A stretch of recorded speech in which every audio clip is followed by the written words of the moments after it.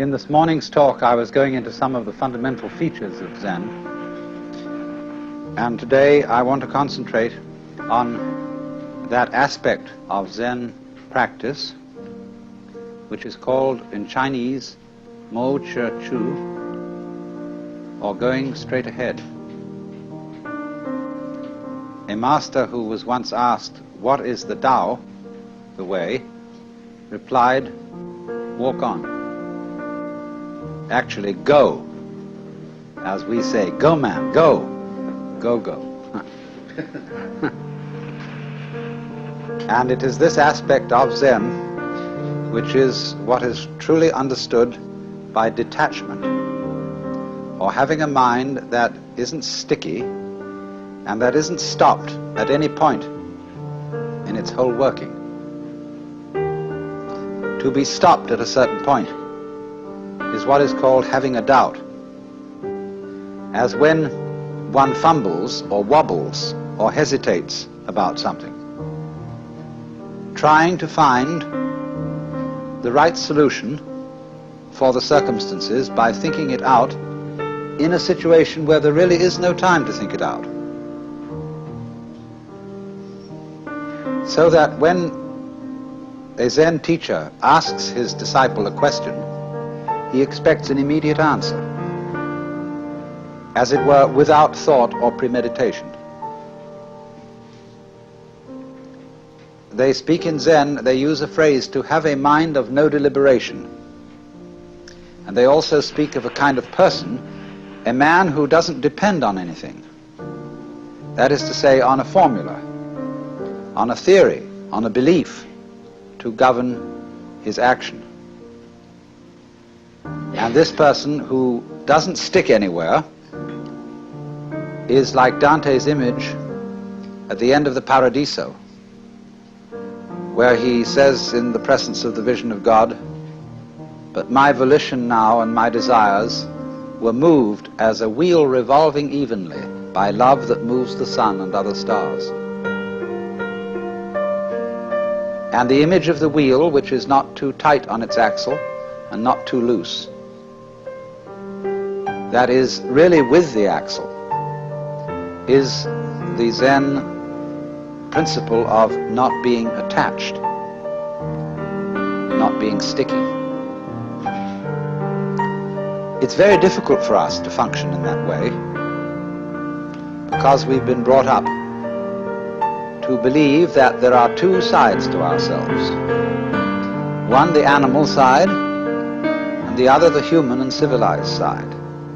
And these are expressed in what Freud calls the pleasure principle, which he classifies with the animal side, with the id, and the other, the reality principle, which he puts on the side of society and the superego. And man is so split that he is in a constant fight between these two. Theosophists sometimes speak of our having two selves, the higher self, which is spiritual, and the lower self, which is merely psychic, the ego. And therefore the problem of life is to make the one self, the higher one, take charge of the lower, as a rider takes charge of a horse.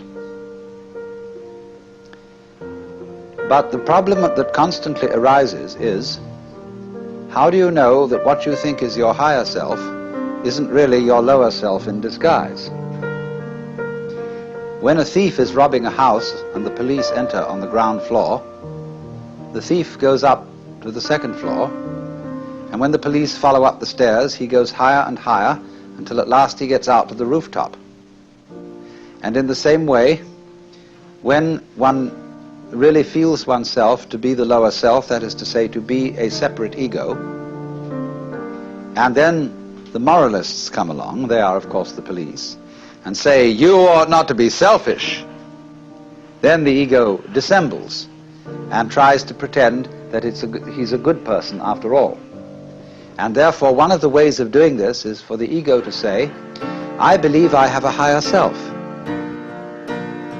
And I would say, "Why do you believe that?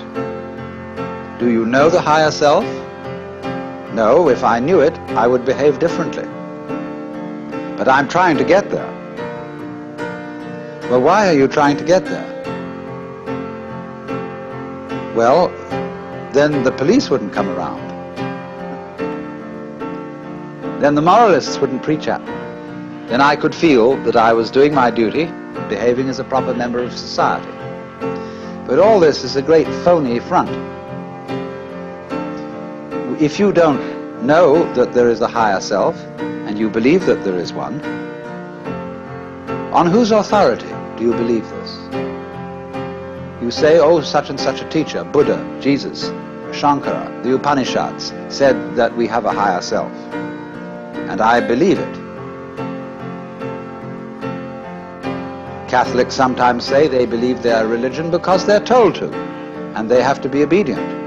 The Catechism starts out, the Baltimore Catechism, it starts out, we are bound to believe that there is but one God, the Father Almighty, creator of heaven and earth, etc. And they make jokes about the Protestants and say they don't have real authority in the Protestant church because everybody interprets the Bible according to his own opinion. But we have an authoritative interpretation of the Bible. But this always screens out the fact that it is fundamentally a matter of your own opinion that you accept the authority of the church to interpret the Bible. You cannot escape in all matters of belief from opinion. In other words, it must become clear to you that you yourself create all the authorities you accept. And if you create them in order to dissimulate, in order to pretend that your motivations and your character are different, that you would like them to be different, this is the same old principle of the separate self trying to improve itself so that it will live longer or survive in the spiritual world or attain the riches and the progress of enlightenment. And the whole thing is phony.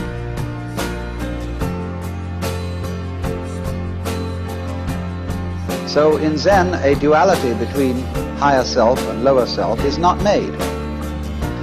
Because if you believe in the higher self, this is a simple trick of the lower self. If you believe that there is no really lower self, there is only the higher self, but that somehow or other the higher self has to shine through, the very fact that you think that it has to try to shine through still gives validity to the existence of a lower self. If you think you have a lower self or an ego to get rid of, and then you fight against it, nothing strengthens the delusion that it exists more than that. So this tremendous schizophrenia in human beings of thinking that they are rider and horse, soul in command of body, or will in command of passions, wrestling with them, all that kind of split thinking simply aggravates the problem. And we get more and more split. And so we have all sorts of people engaged in an interior conflict which they will never resolve. Because the true self, either you know it or you don't. If you do know it, then you know it's the only one, and the other, so-called lower self, just ceases to be a problem. It becomes something like a mirage, and you don't go around hitting at mirages with a stick or trying to put reins on them. You just know that they're mirages and walk straight through them. But if you are brought up to believe yourself split, I remember my mother used to say to me when I did naughty things, she said, "Alan, that's not like you." So I had, some conception of what was like me in my better moments, that is to say, in the moments when I remembered what my mother would like me to do. And so that split is implanted in us all.